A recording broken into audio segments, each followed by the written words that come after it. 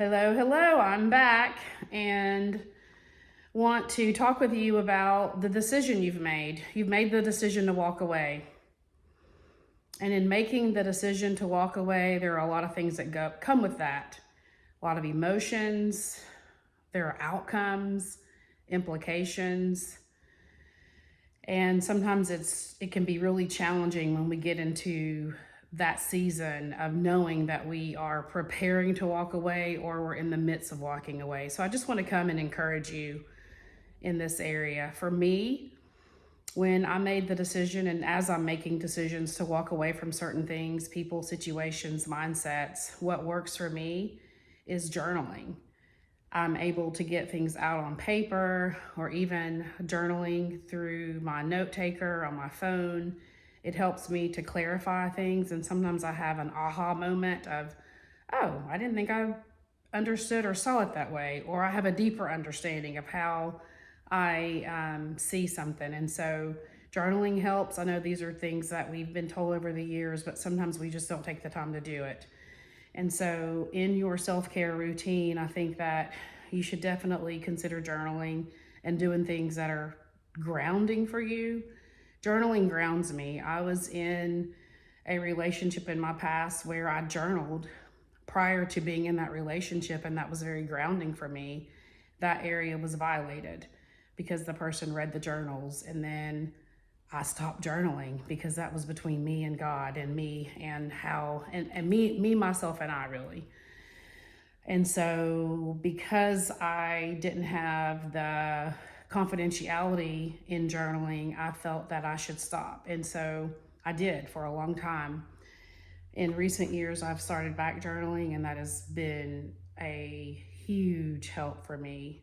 I specifically use the Artist's Way as a mechanism to journal.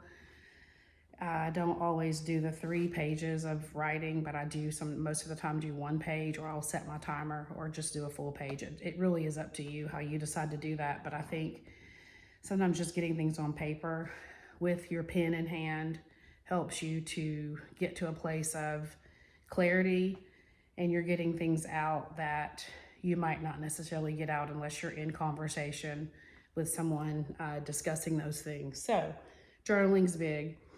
Another thing that helped me, and this isn't just in walking away, it's in healing, was getting out in the dirt.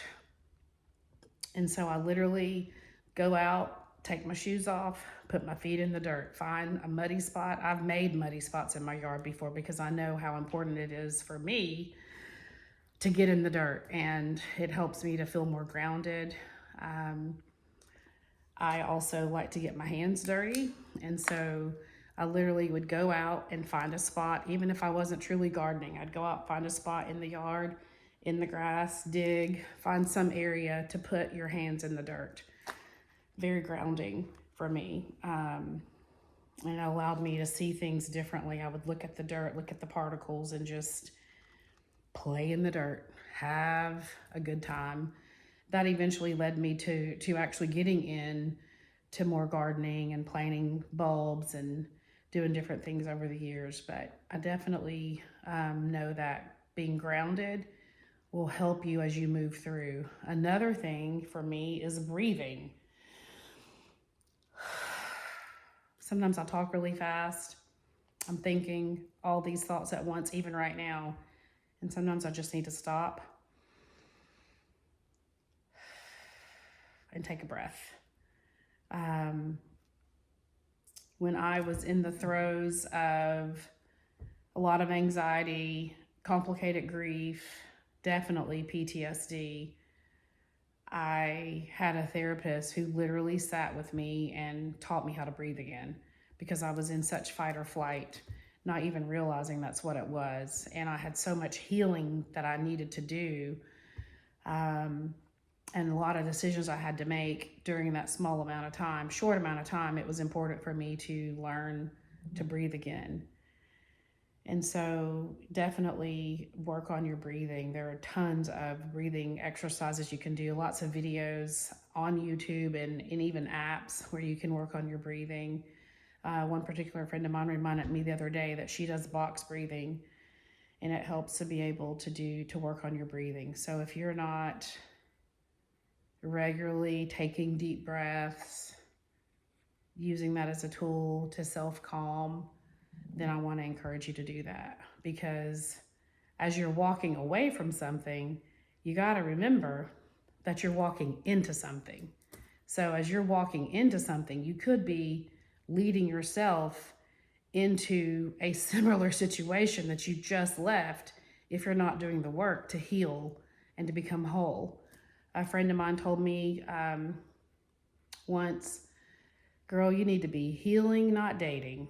And boy, oh boy, oh boy, is that true. And sometimes we need to be healing, not making decisions. Sometimes we need to be healing, not moving forward in other things. We need to be getting settled and becoming more and more aware of it, what it is we feel, what we think, what we need.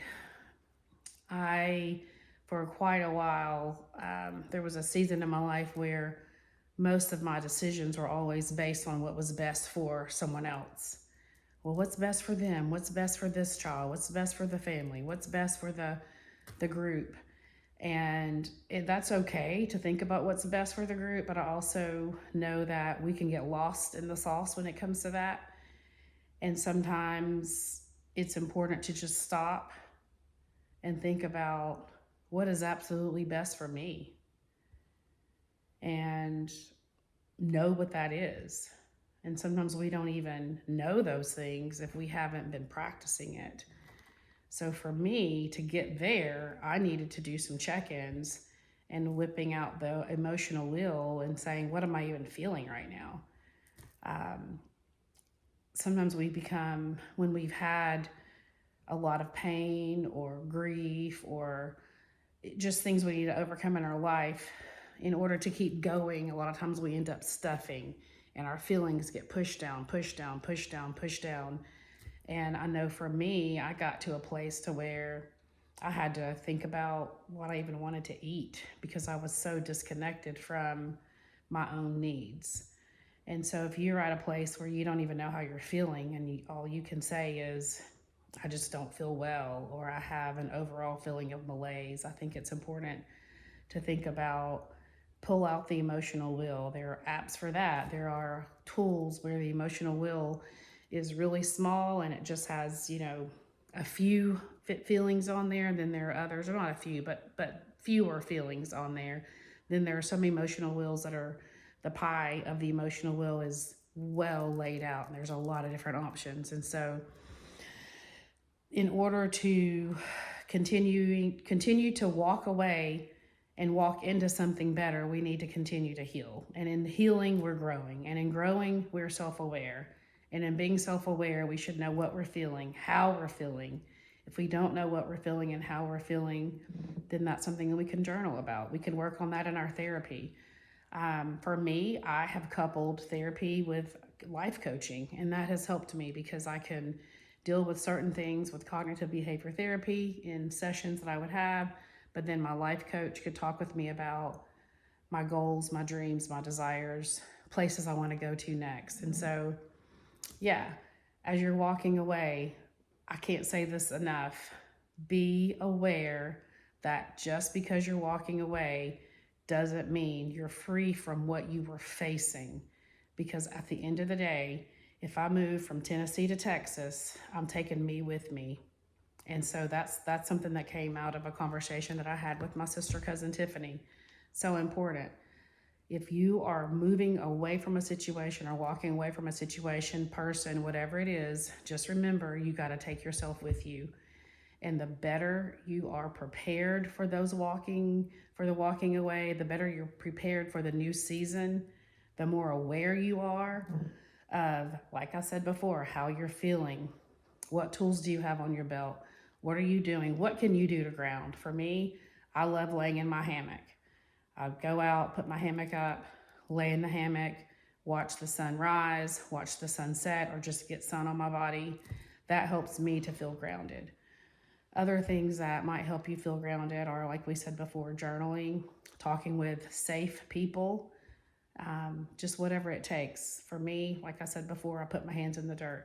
So as you're walking away, just remember that it's important to take care of yourself. It's important to address the emotions and the feelings. So if you have emotions of guilt or second guessing yourself, did I make the right decision? Especially if you've been in a relationship with someone who has gotten to a place where they got in your head, and all you can hear sometimes is what they're thinking and how they may be viewing you and what their needs are, how they may be coming at you. Anytime you've been in a situation where there's been emotional abuse or enmeshment, it is so important that you have support in either clinical, therapist, life coach, a group, a support group, whatever that looks like for you. It's very important that you don't just detach from the unhealthy relationship, but that you're connecting with healthy people who can be confidential, who can be supportive, who can have that sacred spaces where they can hold space for you to be who you are so that you are truly your most authentic self. That's another thing for me, is I've shown up so many times in so many ways, and now it is what it is. I talk the way I talk. I look the way I look. Those things aren't going to change. And so as I am walking that out, there are certain relationships that have fallen completely apart. There are certain relationships that have come into my life, which are amazing because it is an alignment and a match to who I am, to my authentic self, or I can truly be who I am without having to change for the other person's good or the other person's choice or whatever it is. And sometimes it's not even what they're thinking. It might be what I'm thinking. And so just to be able to talk about what you need to talk about in relationships is important, in friendships. So if you do not have a sacred circle, and for us ladies, a sacred sister circle could be one other person that you can count on, one other person that you can be transparent with, be vulnerable with, and to share your hopes, your dreams, whatever it is that's on your mind. I think that's very important. So I'll share this before I wrap things up. One day, a few years ago, I was walking my dog Kona, and I had a thought come to me. And it was basically, it's an acronym of her name, Kona, Kona. Keep on nudging ahead. A nudge ahead is better than staying in bed. At that time in my life, I was having a hard time sometimes just getting out of the bed. I was clinically depressed. I was overcoming a lot of things that I had faced. Did a good job in some ways in what I dealt with, but the aftermath of it caused things to happen in my life, caused me to need to heal, caused me to need to step away, move away, step down from the positions and places that I was in. And so I just kept that in my mind, is that when I need to get up and get something done, or I need to make the next step, you have now. You don't have yesterday. You don't have tomorrow, but you have now. And for me, I reminded myself, keep on nudging ahead. And sometimes I would remind myself of that even as I was in bed, trying to peel myself off the bed to get up, to go do my daily hygiene, to go do my daily routine, to go to the next thing. I would remind myself, I'm going to tell it to you the way I told myself. Keep on nudging ahead. Sometimes a nudge ahead is better than staying in bed. So if you're having a hard time moving forward, don't try to take a leap. Don't try to hop, skip, run, jump. Just nudge. Just nudge. Nudging ahead is movement. Nudging ahead is positive movement. You're moving ahead. A nudge ahead is better than staying in bed. Nudging ahead allows you to then be able to, in today, look back on all the nudges. You can string them together. If I string together all the nudges of the positive movements that I make, then it can be a quantum leap in so many ways. We start to build stamina. We start to be encouraged and see progress. And we also show ourselves that we also start to really to experience hope. And so nudging ahead, huge, huge for me. It was something that I had to come up with for myself. And so whatever it is for you, if it's an acronym, a thought, if you want to borrow, keep on nudging ahead and use that, I think it would be, I think it'll be helpful. So for you, you may have something else. What is it that you tell yourself? Share it with me in the comments. It might be something that can help me. For me, it's Kona. Keep on nudging ahead. A nudge ahead's better than staying in bed. Something else that I think is also important is that we not get so dark and deep so deep in the darkness of what it is we're dealing with and what it is we're facing. You should always have a sunshine file. This is something that I was encouraged to have over 20 years ago. So I used to have physical sunshine files, and sometimes I still do that now. But even on your social media, your Facebook, as things come up, things come across your path, if it brings brightness and sunshine to your day and it makes you feel good, it brings you joy, just hashtag sunshine file. And that helps you to remind yourself, hey, I have experienced good. Hey, I have had amazing things happen. For me, I was opening a book, going through my drawer the other day, and I found a note from a friend, a birthday card. And then she basically just said she loved me. She wanted me to have a happy birthday. I took a picture of it, texted it to her, and was like, oh my goodness, this is part of my sunshine file. So it could be something as simple as that. Words of affirmation, that's my love language. And so a lot of times I do hold on to things that have words in them. I'll take pictures. I may discard the item, but take a picture of that and have that in my sunshine file. And so I encourage you, like right now I'm looking outside, the sun is shining. Let me see if I can show y'all. The sun is shining. It wasn't earlier, but it is now. So I go outside, put my hand out to the sunshine. Feel that sun on your hand. Take it, put the sunshine in your pocket, and save it for a rainy day, because we know the rain is coming. We know the challenges are going to be there. We know that there's going to be someone or something that we run across that's discouraging to us, that causes us to feel down, or just whatever it is. But it's just important that we continue to take care of ourselves. Put some sunshine in your pocket. Look at the things that you can already have gratitude for and recognize those things as they're unfolding. And when you're in that dark place, remember that there is hope. You can keep on nudging ahead. A nudge ahead is so much better than staying in bed. All right, share with me the ways that you're able to walk away. What emotions are you feeling? How are you overcoming those emotions? What are you doing to take care of yourself? If you are my friend, how would you encourage me to take care of myself? It may not be something that you want to share about yourself, but as a friend, how would you advise me to keep on nudging ahead? I'm telling you that it's important to have a sister circle. Very important. A sacred sister circle. People that you can talk with, that you can love on, be loved by, and it be a safe place. And sometimes we have had such enmeshment in our past that we don't know what that looks like. And so there are tools and things that you can do to get to that place. And self-care is one of them. And recovery groups are one of them. Adult children of alcoholics with dysfunctional families is a great group to start. If you're struggling with codependence, CODA. Go to intherooms.com if you're looking for community around a certain topic. intherooms.com has been a great resource for me.